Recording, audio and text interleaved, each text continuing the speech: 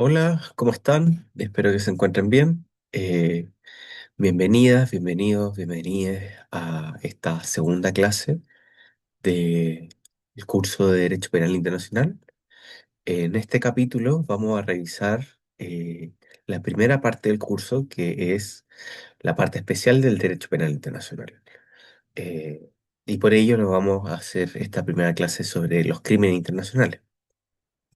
Pero antes de comenzar el video me gustaría hacer dos breves aclaraciones. En primer lugar, quería señalar que algunas de las gráficas que ocupé en el video anterior, dedicado a la introducción al derecho penal internacional, fueron elaboradas por la profesora Claudia Cárdenas y fueron tomadas de sus presentaciones para el curso de Derecho Penal Internacional en la Universidad de Chile. Eh, Quiero aclarar que no es mi intención atribuirme ese trabajo ni desconocer la autoría. Por el contrario, reconozco y valoro su aporte académico, así como los derechos de autor que le correspondan. Y el uso tiene solamente por finalidad educativa y contribuir finalmente a la difusión y comprensión de estos contenidos. Y en segundo lugar, también me gustaría señalar que el curso igual se estructura en base al programa de la Universidad de Chile sobre el curso de Derecho Penal Internacional. La gran diferencia es que invierto algunos elementos y vemos primero la parte especial y después la parte general, porque com- eh, entendía que si bien la estructura es excelente para aproximarse a la materia, eh, prefería adaptarlo y tomar este estilo. Entonces, la estructura del curso, como dije, vamos a ver la parte especial del derecho penal internacional, que en pocas palabras son los crímenes. eh, Y ahí vamos a revisar el crimen de genocidio, el crimen de instigación al genocidio, el crimen de lesa humanidad, los crímenes de guerra y el crimen de agresión. ¿Ok? Y la parte general, como dice que hay ambos, son las reglas generales de imputación. Y ahí vamos a revisar la autoría, la participación, eh, las reglas comunes que finalmente estructuran la atribución de responsabilidad penal individual. Vamos a revisar también la tipicidad subjetiva, o el actus reus, por así decirlo, la forma de autoría y participación, como dije, las causas de exclusión de responsabilidad penal y elementos de imputabilidad. Y en la parte tercera vamos a revisar la aplicación del derecho penal internacional por parte de tribunales internacionales, que se le llama a eso la aplicación directa, y por parte de los tribunales nacionales, y que eso se llama la aplicación indirecta. Y además revisaremos algunos casos de algunos países que aplican el derecho penal internacional en el orden interno. Entonces vamos a ver casos de aplicación indirecta en Latinoamérica. Y por último, voy a realizar una mención especial a la ley 20.357 chilena, que tipifica los delitos de genocidio, crímenes de lesa humanidad y crímenes de guerra. ¿Qué es un crimen internacional? Hay muchas definiciones. Vemos la de Heller, la de O'Keefe, Zapala, Burgenthal, Belle-Yeselberg, establecen ciertas condiciones para que un crimen sea internacional. Claudia Cárdenas establece que son las conductas cuya punibilidad arranca directamente a partir del derecho internacional. Y Bischoff también dicen que violan el derecho internacional y son punibles con la imposición de responsabilidad penal individual. ¿Y por qué quería poner todas estas definiciones? Porque O'Keefe dice claramente que no hay una definición común en la doctrina sobre el crimen internacional. Y Bassioni dice que finalmente se ha desarrollado el crimen internacional sin una definición consensuada de lo que constituye un crimen internacional, los criterios para la criminalización internacional y cómo se distinguen los crímenes internacionales. Y hay dos teorías para explicar eh, por qué es un crimen. Eh, Estas son teorías que vienen desde eh, la tipicidad de el crimen nacional. Pero la primera teoría dice que malum in se, que es malo en sí mismo, el delito se considera intrínsecamente malo por su naturaleza maligna, sin perjuicio de las normas que regulan la conducta.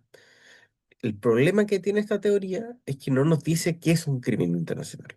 Nos dice que son crímenes porque son malos, pero no nos permite determinar qué es un crimen internacional. Y uno de estos ejemplos sería, por ejemplo, la piratería, eh, que cualquier estado puede perseguirlo independientemente de la nacionalidad o la comisión del delito. Eh, la segunda teoría es el malum prohibition, que significa mal prohibido, y se basa en la regulación. En el nivel o prohibición. Y un delito internacional es un acto directamente tipificado como delito por el derecho internacional. Eh, ambas teorías son útiles para entender los delitos. Algunos crímenes son crímenes internacionales sin estar consagrados en un tratado internacional. Por ejemplo, el crimen de agresión previo a Kampala, que fue donde se hizo una reunión de estados, parte del Estatuto de Roma, y se consagró el crimen de agresión. eh, Existía antes. Me hago referencia al video anterior, cuando ya en los años 30 se hacía referencia a que el crimen de agresión era un crimen internacional. Y algunos crímenes de lesa humanidad también pasan lo mismo. Pero no siempre es decisivo. En algunos casos, el enjuiciamiento o la tipificación de un crimen internacional obedece a consideraciones adicionales, como la falta de capacidad o la inacción de los estados. Entonces, es más convincente y más recomendable considerarlo como el crimen internacional como un delito definido por el derecho internacional, en concordancia con Heller, O'Keefe, Berlingers y Claudia Kavner. ¿Ok? ¿Cuáles son las relación entre los crímenes internacionales y los crímenes nacionales o internos? La semejanza es que comparten la estructura con los delitos internos. En particular, incluyen el elemento material o actus reus, que son los elementos objetivos relacionados con el delito, que es la conducta ilegal, las consecuencias, la causalidad y, en algunos casos, circunstancias específicas relacionadas con el sujeto y el objeto o el objeto del delito, como por ejemplo la víctima. Y el segundo elemento es el elemento mental o mens rea, que describe el estado de ánimo culpable del autor. Los requisitos individuales finalmente dependen del delito y del grado de responsabilidad, que incluyen como elementos cognitivos el conocimiento, la abolición de los elementos, la intención y ciertas formas de conciencia o riesgo o negligencia. ¿Ok? Lo que los diferencia es el contexto en el que se producen. ¿Qué quiero decir con esto? Eh, Factores como la existencia de un conflicto armado, la sistematicidad o generalidad o la escala marcan la diferencia con los delitos ordinarios. Y la consecuencia es que permite la investigación y enjuiciamiento con independencia de que esté tipificado o no en el derecho interno. Por ejemplo, eh, la, el enjuiciamiento de la discriminación nazi en el marco del Holocausto también se tipificó en el ordenamiento jurídico del Tercer Reich. ¿Ok? Pero la calificación más importante, la diferencia más importante es que un crimen internacional permite que un Estado pueda juzgar a los responsables en ausencia de cualquier vínculo entre el acusado y el Estado que ejerce la jurisdicción. Y esto se denomina la doctrina de la jurisdicción universal. También impide un crimen internacional la invocación de inmunidades. El caso famoso donde se discutió esto fue el caso de Pinochet, donde se sostuvo por parte de la Cámara de los Lores que Pinochet no podía eh,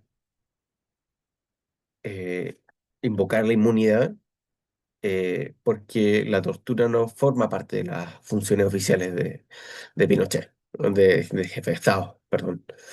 Y también lo especificó, por ejemplo, la Corte de Justicia en el caso orden de detención de Bélgica del Congo contra Bélgica, donde la inmunidad no impide la investigación o el enjuiciamiento por parte de un tribunal penal internacional.